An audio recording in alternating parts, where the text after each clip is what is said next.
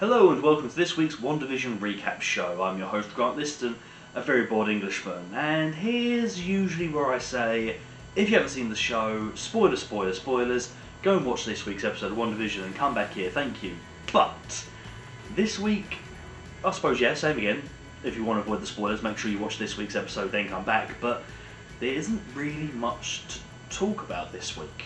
I'm probably going to be the minority here, but I really didn't enjoy this week's episode at all. In fact, if this is the penultimate episode to, so far, a really good television series, they've kind of left it on a bit of a dry bum note for me. So this week's show focuses mainly on Wanda and Agatha's trying to discover how powerful Wanda truly is. So this episode starts with a flashback to the 1600s in Salem, where Agatha's been accused of betraying her coven of witches, and I assume they try and either take her powers away or kill her, but she manages to repel them all and kills them all off.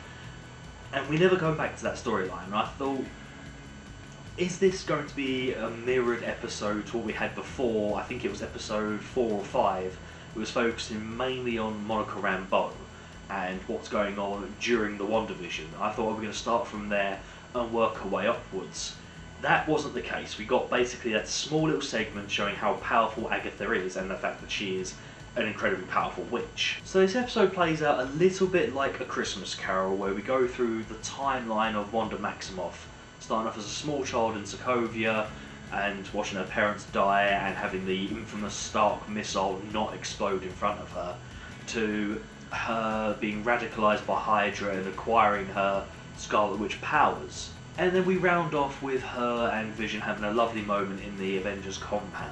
All the while, Agatha is pushing and prodding and taunting Wanda into revealing her secrets, which isn't really clear to the viewers as what it is. I mean, we can theorise here, and I suppose the theory is that she always had the power inside her, and that the Mind Stone itself has brought the power to life, and if she'd never come in contact with the stone, the power's been completely untapped for her whole life.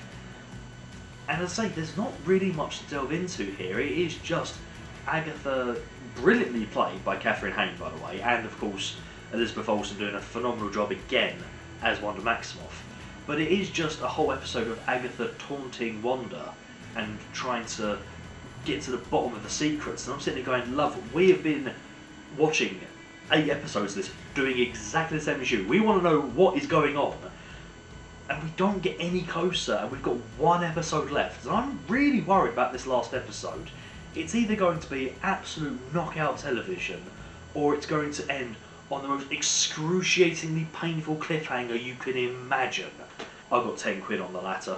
So the final scene of this episode was very, how do I put this, Power Ranger-like. It was very, it stood out against the complete. I know the context of this show is goofy, I understand that, and this is the first, so it's technically the second episode where it's not followed the format of a sitcom.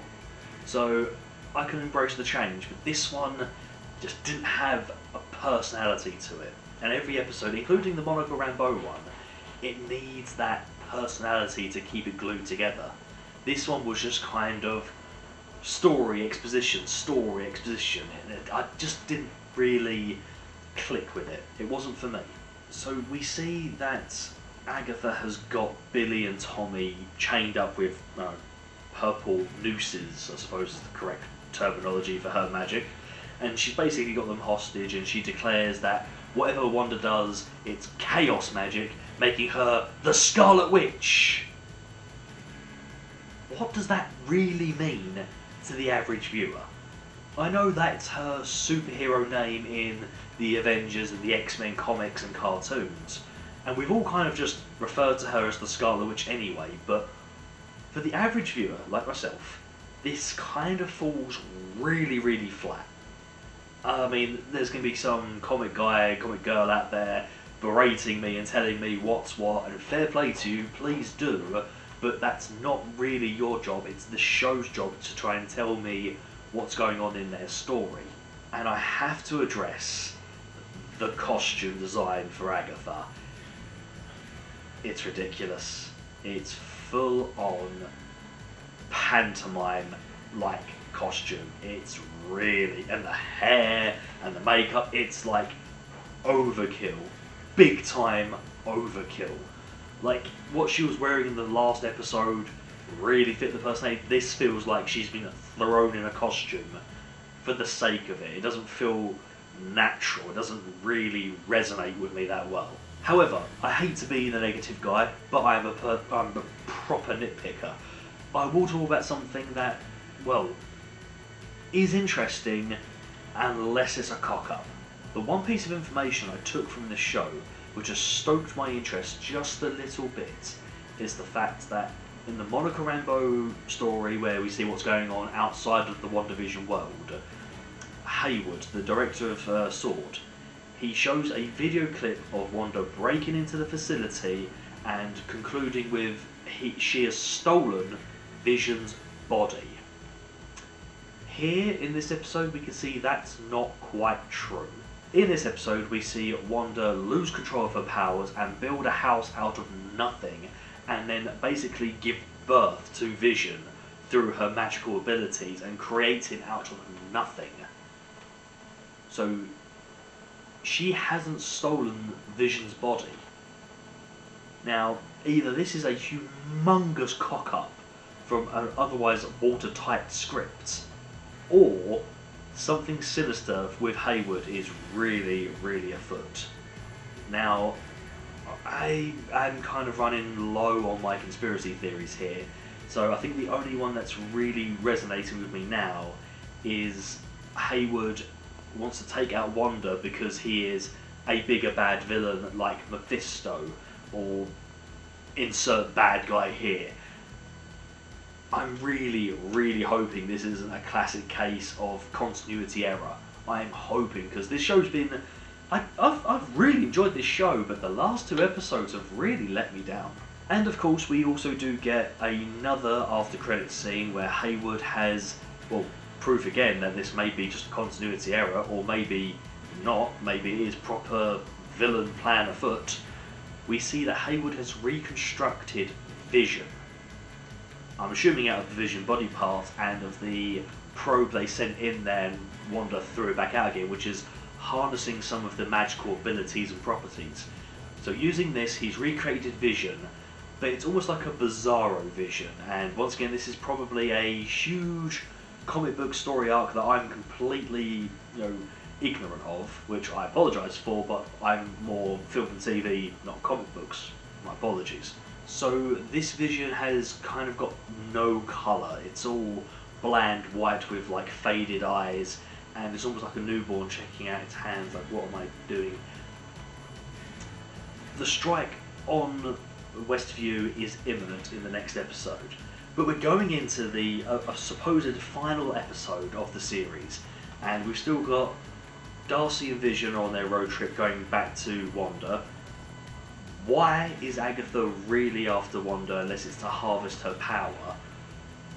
I'm kind of let down that Wanda's whole reasoning behind the sitcoms is because she's a huge sitcom fan and just had a mini freak out, and then that somehow attracted Agatha to go, what's going on over there? No, that doesn't do it for me. That's kind of when you're in the planning room, that's like the bullet point first idea to expand on later. Don't just leave it that basic. But I think the show's going in that direction, which is a bit of a shame. Second of all, yes, Agatha has probably been drawn to Westview for Wanda's power, but why is she really there? Is she there to take her power? Control Wanda? Is she there to... What's the reason? And don't just give me bad guy does bad guy stuff. I hate that. If written correctly, and if they do not kill her off, Agatha could be just as popular as Loki, but they need to keep her alive, and they need to expand on what and why she's doing all this. Moving on again, how is Vision still alive about the Mind Stone? And let's just assume it's all going to go horrifically wrong and the Hex does come down.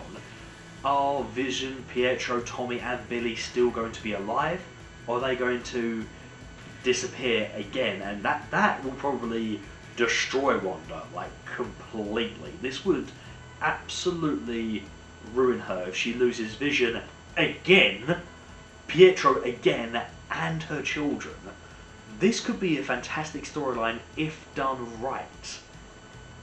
And I suppose the last little bits we need to talk about are what's happening with Monica Rambeau now that she's potentially becoming the superhero Photon. How's this going to factor into the final result of this show? And lastly, Hayward. Is he the big bad, or is he just the douche in the suit? Let me know what you guys thought of this week's episode. Please feel free to like the video, share the video, and as always, leave me those dirty comments. And I'll see you next week for, I assume it's the finale of WandaVision. Take care now.